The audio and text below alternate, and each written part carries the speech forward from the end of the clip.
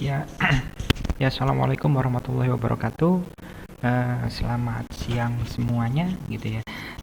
Baik, hari ini untuk pertemuan yang pertama mata kuliah kodifikasi 1, gitu ya. Saya akan menyampaikan terkait konsep dasar dari terminologi medis. Mengapa untuk materi terminologi medis ini masuk juga di materi kodifikasi penyakit, gitu ya, karena untuk mata kuliah terminologi medis sama mata kuliah kodifikasi penyakit itu adalah mata kuliah yang saling berhubungan, gitu ya. Jadi sebelum kita melakukan kodifikasi penyakit, kita juga harus menyelesaikan untuk materi-materi yang ada di mata kuliah terminologi medis. Jadi untuk kita proses melakukan kodifikasi penyakit, yaitu besok sesudah materi terminologi medisnya sudah saya sampaikan semuanya, seperti itu. Oke, hari ini saya akan menyampaikan terkait bagaimana konsep dari terminologi medis itu sendiri. Sebenarnya apa terminologi medis itu apa sih, gitu ya, sehingga kita harus mempelajari, dan semua tenaga kesehatan itu harus mempelajari ilmu terminologi medis itu mengapa, gitu. Jadi untuk terminologi medis itu sendiri adalah ilmu peristilahan medis, gitu ya. Jadi yang bisa menggunakan istilah-istilah apa terminologi medis itu adalah hanya orang-orang medis ataupun orang-orang kesehatan, gitu ya, atau tenaga kesehatan. Ya, seperti itu. Jadi terminologi medis itu adalah ilmu peristilahan medis, ya, ilmu peristilahan medis. Misalnya adalah ada seorang pasien, gitu ya, kemudian dia mau berobat, gitu ya, ke sebuah rumah sakit, dikarenakan seorang pasien itu barusan dari kecelakaan, bisa tabrakan motor sama motor, gitu, kemudian kakinya patah, ya. Ketika seorang ketika seorang dokter menuliskan diagnosa akhirnya di sebuah berkas rekam medis, ya, itu tidak mungkin seorang dokter itu menuliskan bahwa diagnosanya itu adalah kaki patah, akan tetapi istilah medisnya apa, gitu ya. Jadi istilah dalam bahasa Indonesia sama istilah medis itu berbeda, gitu ya. Mungkin kalau tadi istilah dalam bahasa Indonesianya itu adalah patah atau kaki patah, di dalam istilah medis itu bahasanya itu adalah fraktur atau fraktur femur, apabila yang patah itu adalah bagian pahanya, gitu ya. Jadi terminologi medis itu adalah ilmu peristilahan medis, ya. Dan juga istilah medis itu adalah bahasa profesi medis, seperti yang sudah saya sampaikan tadi, gitu ya, bahwa bahasa terminologi medis atau ilmu terminologi medis itu yang menggunakannya itu adalah profesi medis ataupun tenaga kesehatan, ya. Fungsinya apa? Fungsinya di situ adalah sebagai sarana komunikasi antar mereka. Nah, antar mereka itu siapa? Antar mereka itu adalah antar tenaga medis ataupun antar tenaga kesehatan. Seperti yang sudah saya sampaikan di pertemuan awal untuk mata kuliah terminologi medis, bahwa yang dinamakan tenaga kesehatan itu adalah semuanya, mulai dari bidan, perawat, kemudian dokter, kemudian rekam medis, manajemen informasi kesehatan, fisioterapi, laboratorium, farmasi, dan lain sebagainya. Sedangkan yang dimaksud sama tenaga medis, ya, itu hanya dokter, ya, yang berhubungan sama dokter, dokter gigi, dokter spesialis itu adalah tenaga medis. Sedangkan untuk bidan itu namanya tenaga kebidanan, sedangkan perawat namanya tenaga keperawatan. Kalau rekam medis namanya adalah tenaga keteknisian medis, ya.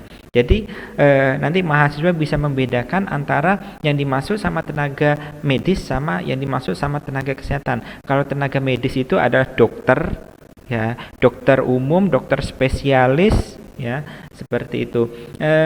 Sedangkan yang dimaksud sama tenaga kesehatan adalah semuanya, mulai dari tenaga medis, tenaga kebidanan, keperawatan, tenaga keteknisian medis, tenaga radiologi, tenaga laboratorium, dan lain sebagainya, ya. Dan juga terminologi medis itu digunakan sebagai sarana komunikasi antar mereka. Yang biasanya menggunakan bahasa-bahasa atau istilah-istilah medis itu adalah hanya tenaga kesehatan ataupun profesi medis saja. Ya, seperti itu. Dan juga sarana komunikasi antar mereka yang berkecimpung langsung ataupun tidak langsung di bidang asuhan atau pelayanan medis ataupun kesehatan. Seperti kita gitu ya, kita lulusan dari manajemen informasi kesehatan ataupun rekam medis. Kita memang tidak langsung berkecimpung di bidang asuhan atau di bidang pelayanan medis ya kepada seorang pasien. Akan tetapi kita adalah yang mengolah data-data yang sudah dikumpulkan oleh tenaga kesehatan, kemudian kita yang mengolahnya menjadi sebuah informasi ya. Jadi kita juga harus mengetahui harus mengetahui dan juga mempelajari ilmu dari terminologi medis.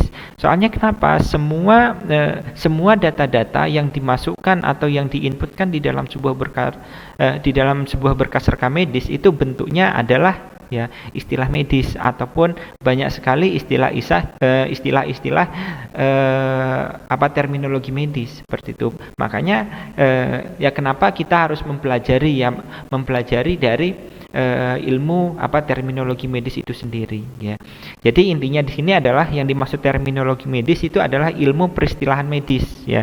Ilmu peristilahan medis, dan yang mengetahui dan yang menggunakannya itu adalah hanya orang-orang medis dan juga tenaga kesehatan yang berkecimpung di dalam asuhan ataupun pelayanan medis. Ya, fungsinya apa? Fungsinya adalah sebagai sarana komunikasi antar mereka. Mereka itu siapa? Mereka itu adalah tenaga medis dan para tenaga kesehatan, ya termasuk kita.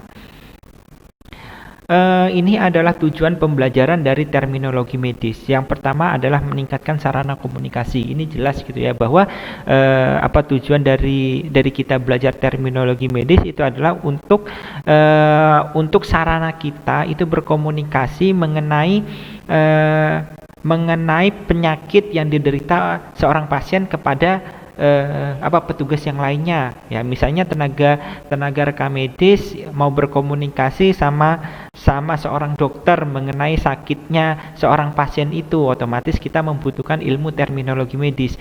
Jangan sampai dokter menyampaikan gitu ya bahwa seorang pasien itu dia sakitnya adalah misalnya fraktur tadi ya, fraktur femur. Nah, kita bingung fraktur itu apa gitu. Makanya kita harus mempelajari ilmu-ilmu dari terminologi medis itu.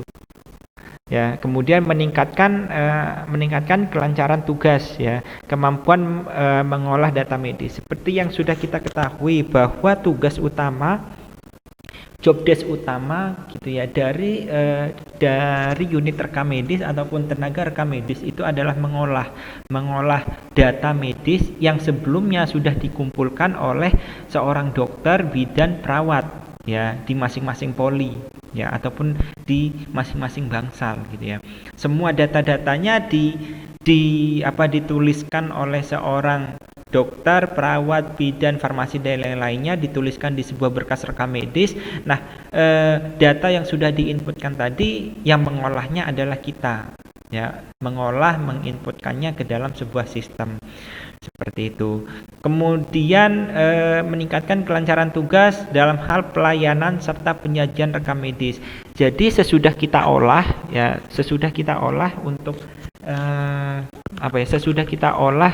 data-data yang ada di berkas rekam medis tadi, kemudian hasil akhirnya itu kan menghasilkan sebuah informasi. Nah, informasi itu wajib hukumnya untuk disajikan ya. Disajikan itu dalam artian itu adalah dilaporkan ya.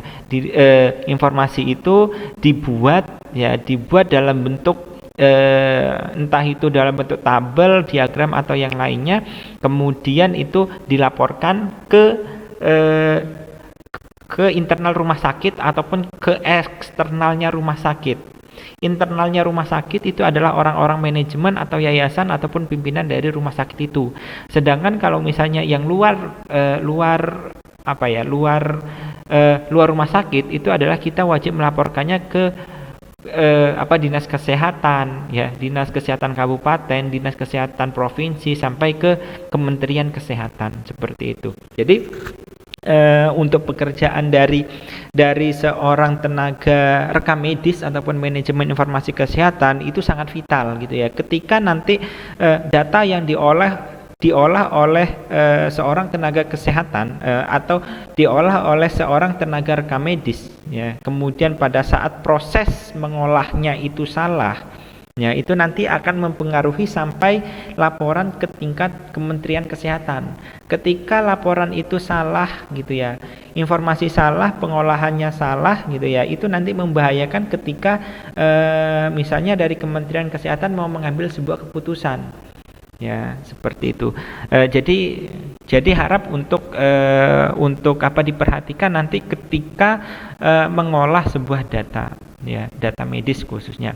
Menjamin bahwa data yang terkumpul dan tersimpan itu bila dikeluarkan itu dapat akurat, tepat waktu, memenuhi syarat dan lain sebagainya. Jadi sebuah data yang sudah dikumpulkan oleh tenaga medis, entah itu dokter umum ataupun dokter spesialis ataupun seorang bidan, perawat ataupun tenaga kesehatan lainnya yang bertugas mengumpulkan data seorang pasien kemudian dituliskan di berkas rekam medis, wajib hukumnya ketika kita mengeluarkan atau ada permintaan dari unit lain ya terhadap berkas rekam medis, wajib hukumnya kita menyediakan berkas rekam medisnya itu yang lengkap, yang akurat, yang tepat waktu, ya, dan juga memenuhi syarat-syarat data.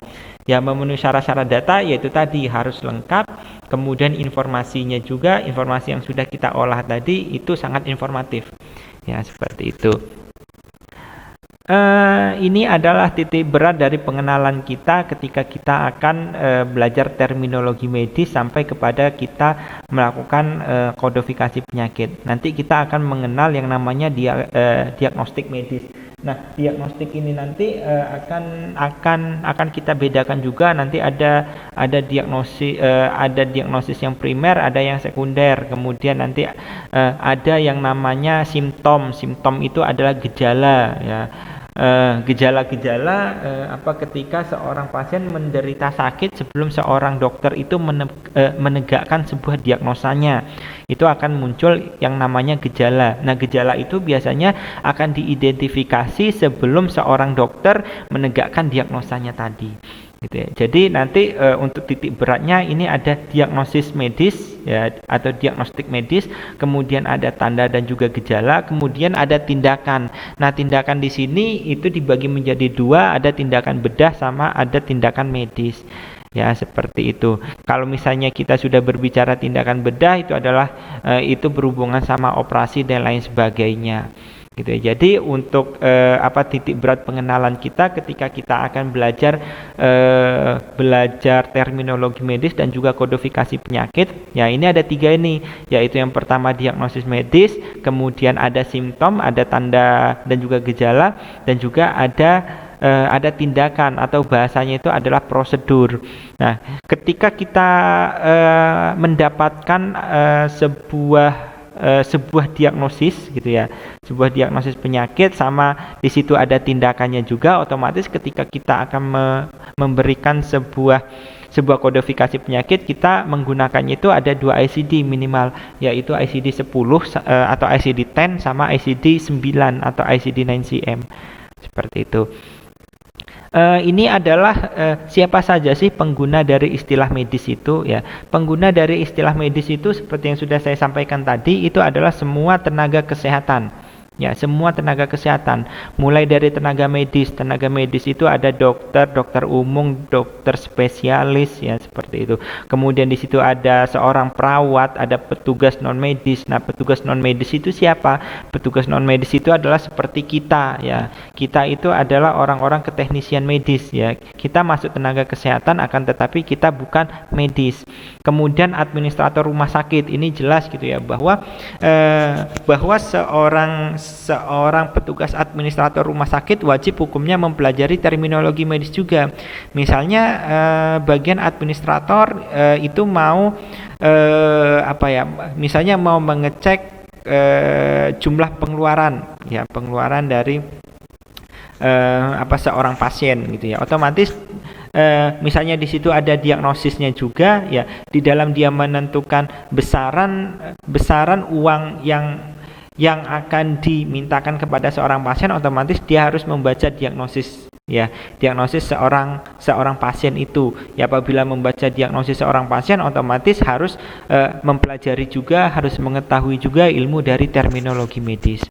Kemudian ya teknisi rekam medis dan juga informasi kesehatan ya jelas karena kita di situ adalah profesional yang mengolah data, ya khususnya adalah data medis gitu ya.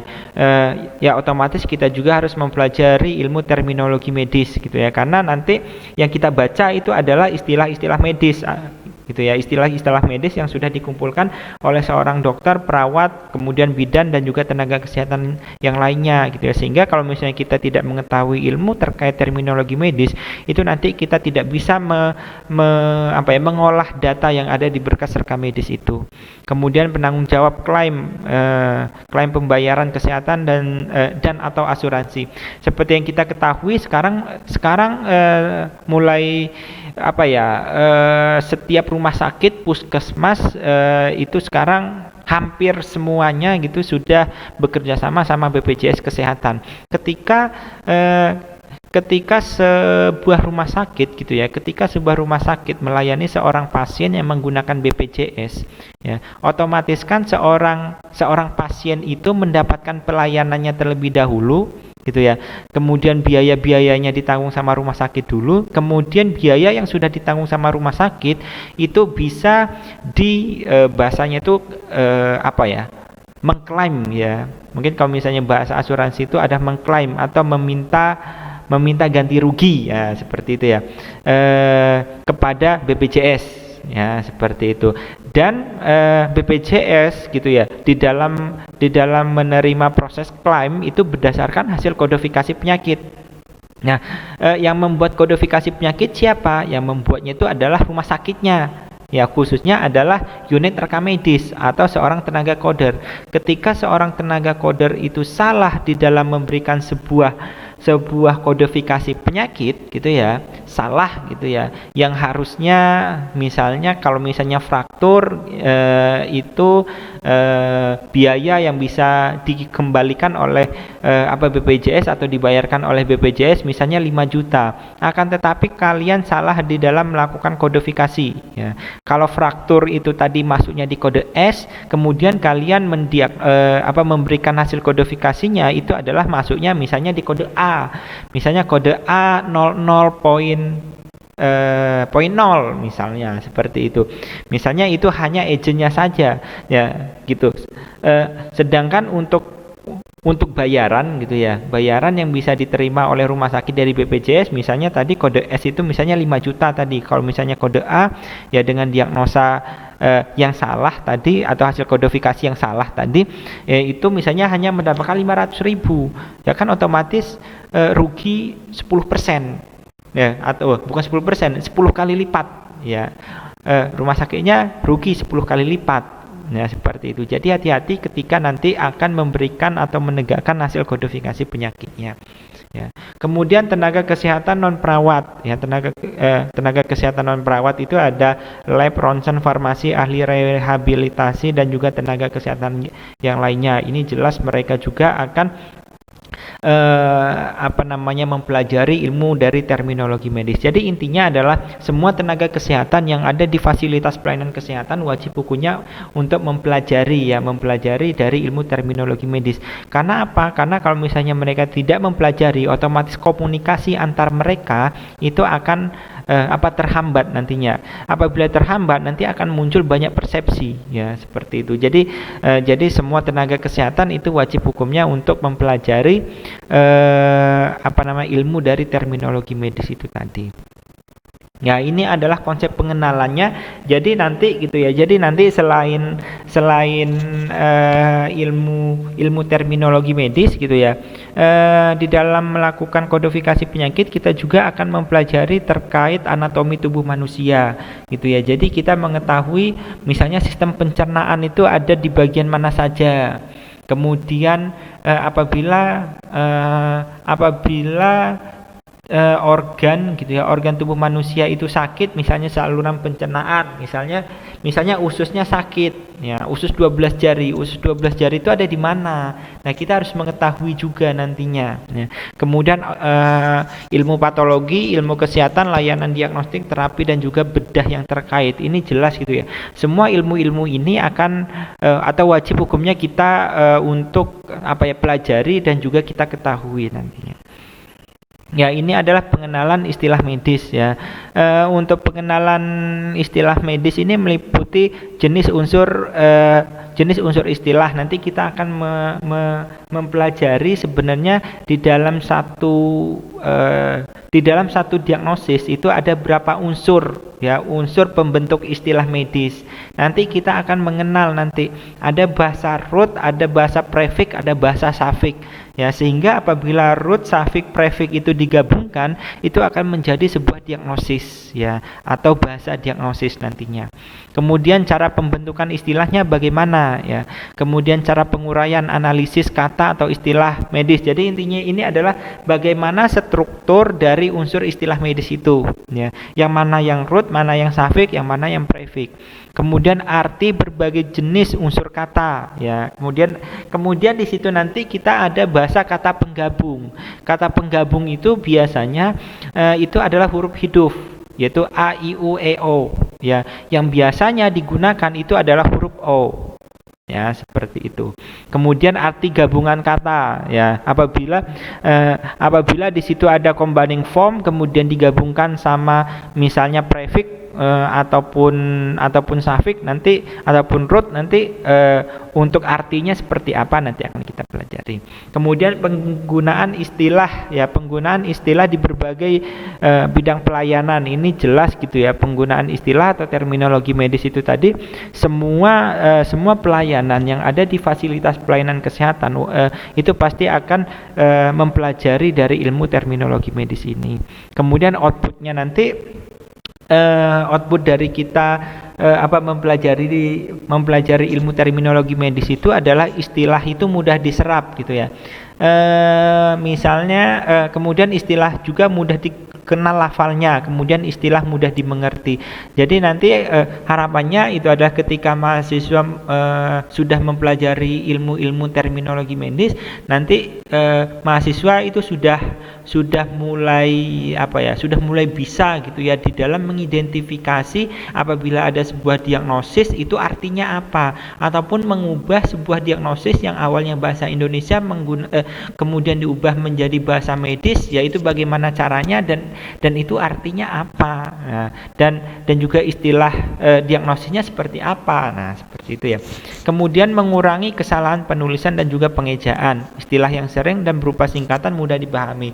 Biasanya kalau misalnya ada singkatan-singkatan di dalam suatu fasilitas pelayanan kesehatan itu harus kita buat semacam standar ya, seperti itu. Misalnya ada sebuah singkatan misalnya TF ya. TF itu adalah typhoid fever ya. Apakah TF yang digunakan di fasilitas pelayanan kesehatan itu adalah khusus untuk typhoid fever TF itu, atau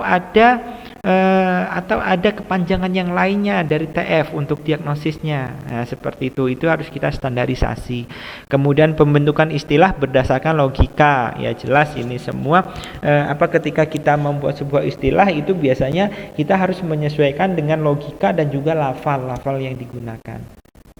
Ya, ini adalah konsep dasar atau struktur istilah dari struktur istilah medis ya. Jadi apabila kita mempelajari dari ilmu terminologi medis, nanti kita akan melihat bahwa struktur istilah medis yang kita pelajari itu ada dua bahasa yang kita gunakan, yaitu bahasa Yunani sama bahasa Latin.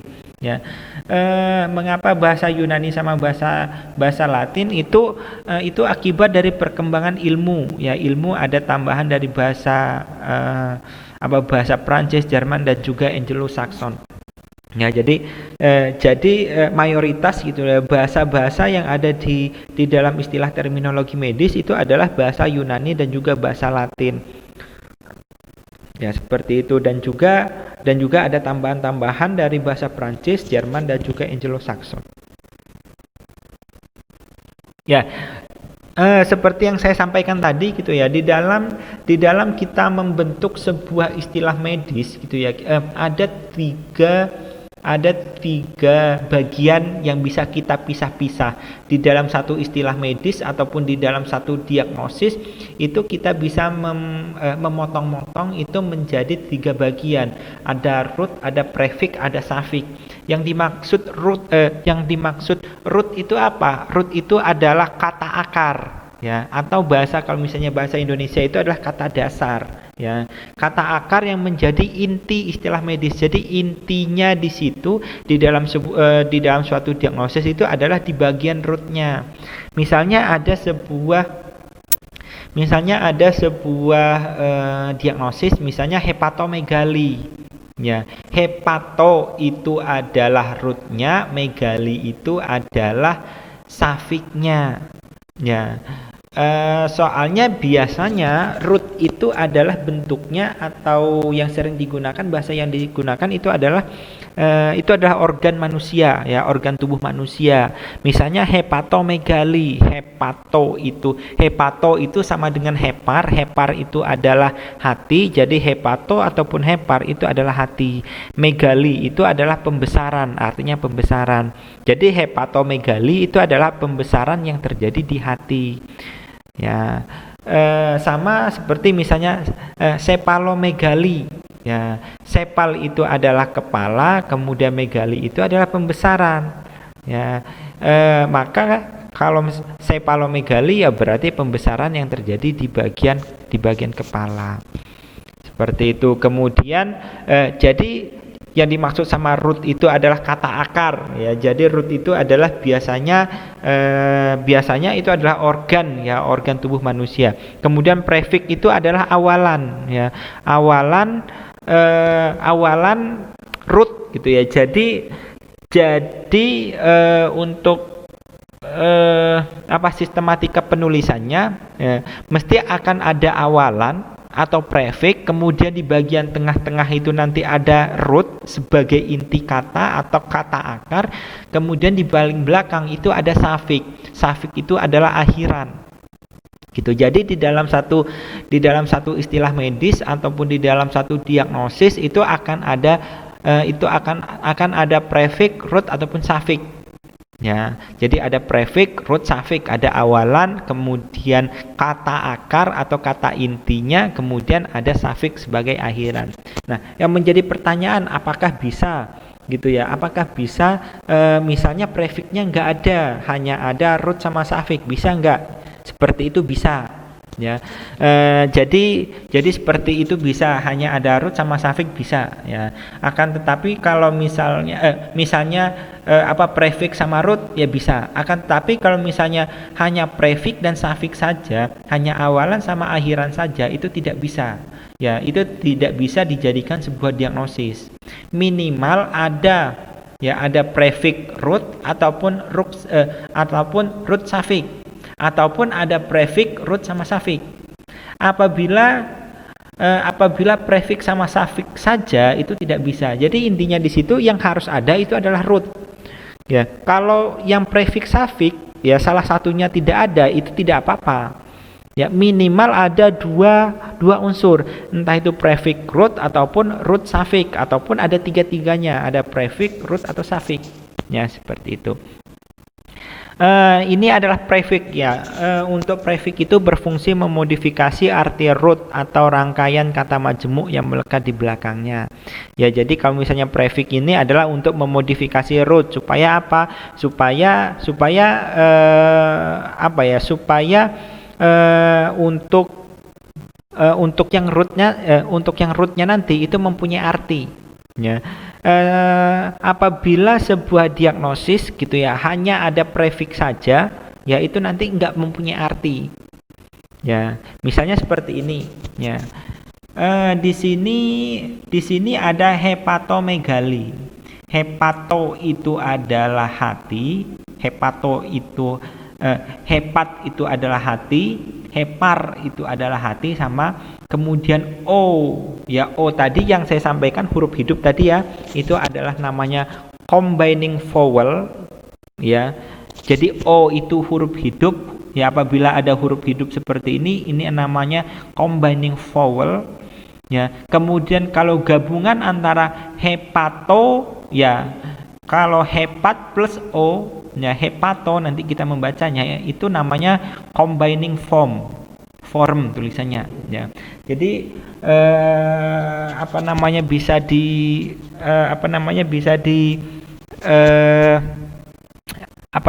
bisa di pahami gitu ya, bahwa apabila O, ya apabila nanti berhubungan sama O, ya hanya O saja atau hanya huruf hidup saja, itu namanya combining vowel ya. Akan tapi kalau misalnya ada gabungan gitu ya antara root sama combining vowel, ya nanti itu akan menjadi combining form nanti ya, seperti itu ya. Itu adalah yang prefix ya. Jadi ini adalah contoh ya, contoh dari prefix ya, contoh dari prefix ya. Ini yang saya sampaikan di sini hanya ada 4 ya. Di sini ada ante, multi, hemi, dan juga endo ya. Untuk ante itu artinya sebelum, misalnya antenatal ya, natal itu adalah melahirkan ya, berarti antenatal itu adalah sebelum melahirkan ya. Kemudian di situ ada multi itu adalah banyak ya, misalnya multifungsi ya, berarti fungsinya ada banyak ya. Kemudian hemi, misalnya hemi itu setengah ya. Berarti kalau misalnya ada bahasa hemiplegia ya, plegia itu adalah lumpuh, berarti hemiplegia itu adalah lumpuh setengah badan ya. Kemudian endo ya, misalnya endodermis ya, atau endoderm ya, derm itu adalah kulit ya, berarti endodermis itu adalah kulit bagian dalam ya, seperti itu. Ini adalah prefix ya. Jadi yang namanya prefix itu adalah awalan ya. Kemudian untuk root itu tadi adalah akar kata ya, seperti itu. Sedangkan suffix itu tadi apa? Suffix itu adalah kata akhiran ya, kata akhiran. Jadi apabila prefix itu adalah awalan, sedangkan suffix itu adalah akhiran. Nah, untuk suffix itu sendiri dikelompokkan menjadi 4 macam, yaitu ada operatif suffix, itu adalah suffix yang berhubungan suffix atau akhiran nanti ya, yang berhubungan sama suatu tindakan gitu ya. Jadi operatif suffix itu adalah fungsinya memberikan arti khusus untuk yang tindakan. Kemudian diagnostik itu adalah memberi arti sebutan nama penyakit gitu ya, memberi sebutan nama penyakit. Kemudian di situ ada simptom itu adalah gejala ya tadi. Gejala itu adalah untuk memberi arti simptom untuk sebuah penyakit. Kemudian suffix lain-lain. Nah, suffix lain-lain ini apabila ada suffix yang sebenarnya dia itu tidak masuk di dalam kategori simptom, kemudian operatif ataupun yang diagnostik ya, sehingga di situ masuknya adalah yang di suffix lain-lain ya, seperti itu ya. Ini adalah contohnya ya. Misalnya operatif suffix ya, misalnya operatif suffix itu adalah untuk memberikan arti tindakan bedah ya, ataupun medis ya. Misalnya di sini adalah tonsil ektomi ya. Ektomi itu adalah suatu proses mengangkat ya, memotong dan juga mengangkat dari tonsil ya. Tonsilnya di situ adalah sebagai root ya, tonsil itu sebagai root, kemudian ektominya itu sebagai suffix atau akhiran ya. Untuk ektomi itu sendiri itu adalah artinya mengangkat. Kemudian di situ ada histerorapy. Hister itu adalah jaringan. Kemudian O-nya itu adalah combining vowel ya. Kemudian rapi itu adalah menjahit gitu ya. Jadi arti suffixnya rapi itu adalah menjahit ya, menjahit dari jaringan ya, jaringan yang ada di bagian tubuh manusia ya. Kemudian apabila di situ hister itu adalah root, kemudian O itu adalah combining vowel, gabungan dari hister sama O ya, hister sama O itu adalah namanya combining form Kemudian misalnya diagnostik safik, di situ ada hepatomegali, tadi sudah saya sampaikan. Hepat, kemudian di situ ada O sebagai combining vowel, kemudian ada megali, di situ adalah pembesaran yang terjadi di hati. Ya, kemudian misalnya di situ ada otitis, ya, di situ ada otitis. Ya, otitis itu strukturnya yaitu oto ditambah itis. Ya, oto ditambah itis. Ya, apabila ada dua huruf hidup, ya, ada dua huruf hidup yang saling berhadapan, ya, itu kan otitis itu terdiri dari oto sama itis. Ya, oto huruf akhir dari o, huruf akhir dari oto itu adalah o, kemudian huruf awal dari itis itu adalah i. Ya, apabila ada o sama i yang dua-duanya itu adalah huruf hidup, ya, itu ada salah satu huruf hidup yang akan kalah nantinya. Ya, dalam hal ini adalah o-nya yang kalah. Gitu ya, sehingga di situ adalah otitis. Ya, seperti itu. Kemudian untuk yang simptom, ya simptom tadi misalnya sepalgia, ya, di situ ada sepalgia, ya, sepal sama algia, ya, algia itu adalah sakit, kemudian sepal itu adalah bagian kepala, berarti sepalgia itu adalah sakit sakit kepala, ya, seperti itu. Jadi silahkan nanti mahasiswa jadi silakan nanti mahasiswa apabila mau mengenal atau memperdalam dari ilmu terminologi medis, kemudian mengenal atau memperkaya dari istilah-istilah root, suffix, prefix, itu silakan mulai membuat sebuah list gitu ya. Di mana list itu adalah kumpulan dari dari istilah-istilah baik itu suffix, root ataupun yang prefix. Itu silakan mulai dikumpulkan. Atau kalau misalnya kalian mau membaca, ya, atau membeli buku ataupun mau mencari buku yang terkait sama terminologi medis, itu ada buku gitu ya, buku yang dibuat oleh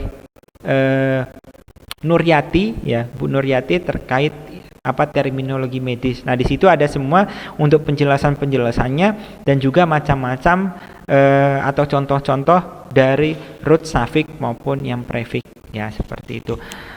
Mungkin untuk materi hari ini, ya, saya cukupkan sampai di sini gitu ya. Mungkin kalau misalnya ada pertanyaan bisa disampaikan di forum diskusi nanti gitu. Lebih dan kurangnya saya mohon maaf. Wassalamualaikum warahmatullahi wabarakatuh.